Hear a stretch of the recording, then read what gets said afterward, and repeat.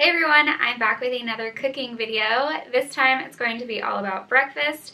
We're going to do some make-ahead options and some freezer options, and one that's kind of a combination of both. We'll make omelet jars, scrambled eggs, breakfast burritos, and breakfast pizza. The best part of this video is that it only took me an hour, give or take a few minutes for moving the camera around, but generally about an hour, and I even ended with a clean kitchen.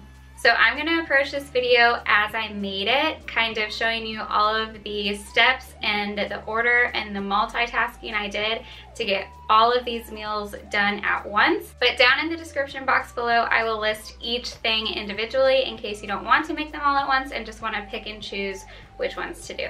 If you're new here, my name is Shannon. I do cooking, cleaning, pregnancy, parenting, TTC types of videos, so if that's what you're into, I'd love it if you would subscribe to us.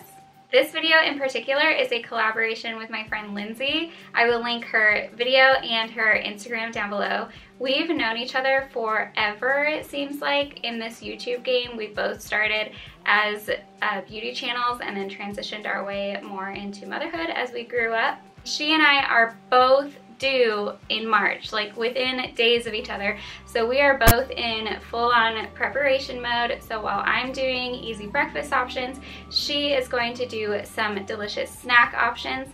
She is also working with gestational diabetes during this pregnancy. So if you need some recipes that are good for gestational diabetes, or if you're just into low carb in general, I highly recommend you check out what she's making. Okay, let's get started, and I'm going to share with you what you're going to need to make these recipes. So you'll need some breakfast sausage. My store didn't have any like fresh breakfast sausage, so I just got the frozen patties. And you will also need some milk. This is a new product at Aldi. It's their regular like organic milk, but it's the grass-fed version, and they have a grain-free diet as well, so I thought that was so cool. Well, obviously, if it's grass-fed, it's grain-free. Anyway, you'll also need some butter. This butter from Aldi, the Irish butter, is also grass-fed cows. And then you'll need a whole dozen eggs. You know, I like my fancy organic, cage-free brown eggs. Then you will need some cheese. I like this sliced cheese because it's not individually wrapped and it doesn't say cheese product, it just says cheese, so I like that. You'll need some little 4-ounce jars. These are the ingredients for the pizza dough. You can use ready-made pizza dough, but this is just flour, olive oil, baking powder, salt, and water. You'll need a mixer. It doesn't have to be a stand mixer. You can mix it all up with your hands if you want. And you'll need a medium like saucepan. I didn't even use that big red one, so omit that, but you will need a large sheet pan to make your pizza on. First thing we're going to do is crack all of our eggs. Make sure you get the shell in the mixer on the first egg. That way all of your bad luck is out of the way and we can move on. And do this while your pan is heating up.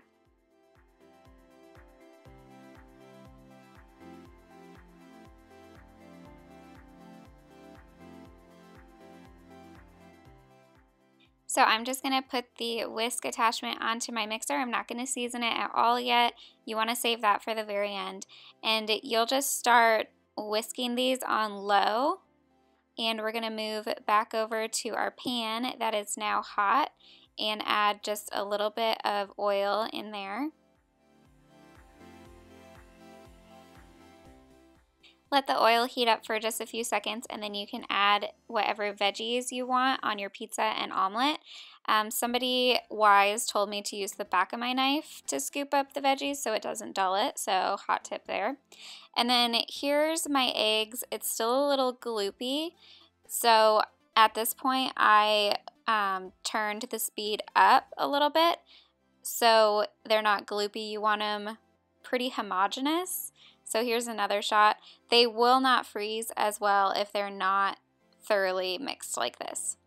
And then I'm just tossing around my veggies and seasoning those while I kind of go back and forth between working on my eggs and working on the veggies.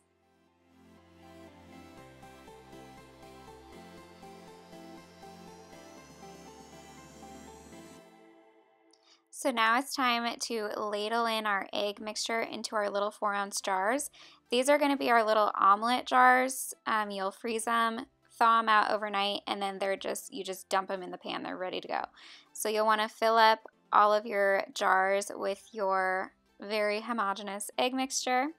And then after you're done doing that, your veggies should be done. And you'll want to put those in a dish to cool down, because if you add them to the jar too soon, they'll cook your eggs, which you don't want.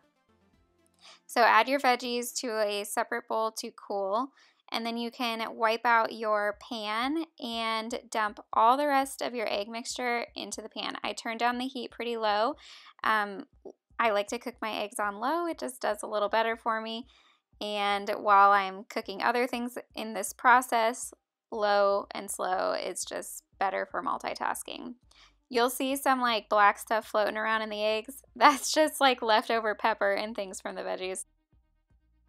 So while our eggs are going low and slow, I rinsed out my mixing bowl and wiped it dry. And now I'm going to make our pizza dough. So first you want to start with the water and the oil. And you're going to want to mix those up together pretty thoroughly before you add your dry ingredients.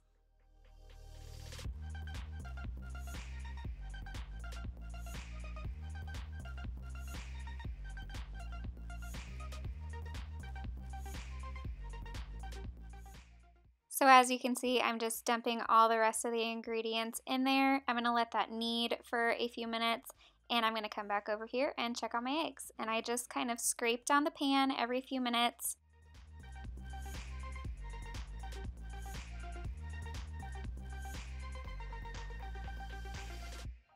And now that those veggies are cooled, we can take this time in between the egg scraping and the dough kneading to add the veggies to our omelet jars. And then they are done, so you can put a lid on them and stick them right in the freezer.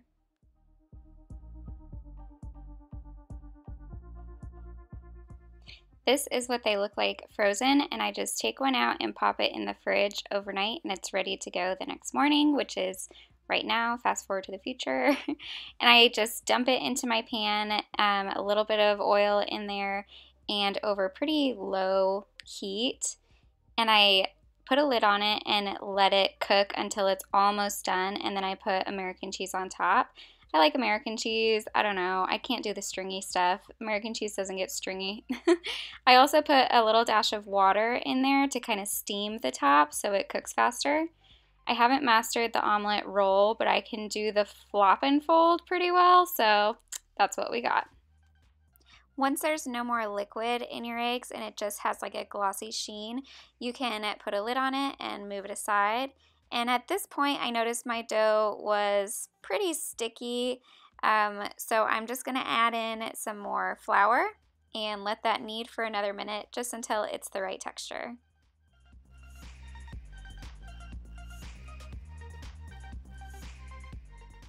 My eggs are done, so I am seasoning them now. And I'm just going to transfer all of these eggs into a glass dish. And you can just spoon these onto a plate and microwave them for like 30 seconds and eat them for breakfast throughout the week, just from the fridge. That's normally what we do. If you're gonna make all of these recipes at once like I'm doing here, you might wanna use 2 dozen eggs, so you can save one for meals throughout the week and then use the other dozen for all of the recipes we're making. This also works better with these like big drier eggs opposed to creamy eggs. So I'm just adding a few sausage patties to my pan so I can render some fat out of them for my roux.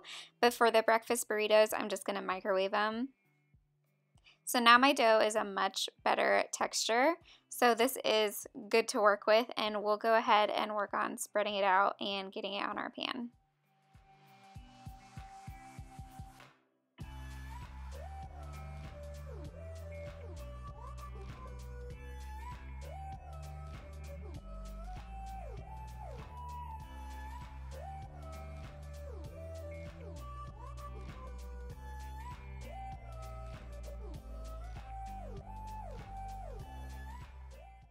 So I'm just breaking apart the patties now. I'm going to add a little bit of extra butter to this. If you had regular breakfast sausage not already in the patty form, you might have enough fat rendered out of it to not need to use any extra butter, but I needed to add some extra butter. And then I'm just sprinkling in probably about 1/4 cup or so of flour, just to where it thickens up the mixture a little bit, I guess. And then I'm going to go ahead and add my milk. I just add a little splash of milk at a time. You don't want to drop the temperature by adding a whole bunch of milk at once, and it won't be as creamy if you do it all at once. You'll get like these lovely little clumps. So go low or go slow on the milk. You can add a little bit more every time you do it, but start off slow. And then you'll want to check for seasoning. So depending on how seasoned your breakfast sausage was, you'll want to salt and pepper accordingly. And this gravy is actually going to be the sauce for our pizza, so I'm going to leave it nice and thick and just set it over to the side to cool. So for the breakfast burritos, I found that smaller bits of egg are better because that way when you reheat it, it heats up a lot more evenly. I always found that the big chunks of egg stayed frozen forever when everything else was like piping hot. So this one's pretty self-explanatory. You just put a little sausage, cheese, and egg, and you roll it up.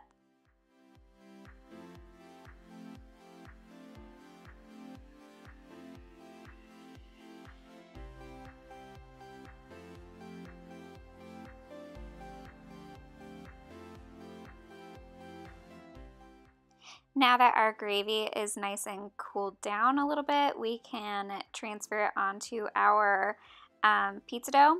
At this point, I turned my oven to 400 degrees so it could start preheating while I assembled the pizza.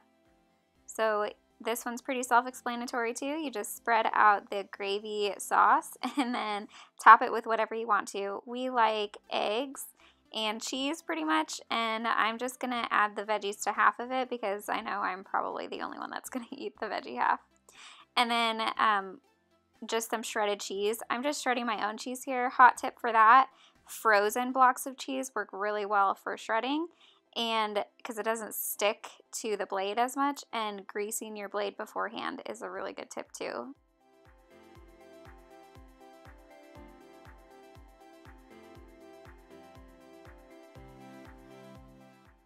As soon as I was finished putting the cheese on, my oven beeped at me that it was preheated. So I stuck the pizza in there, and how I store the burritos is I wrap them in a damp paper towel, and then I wrap them in foil.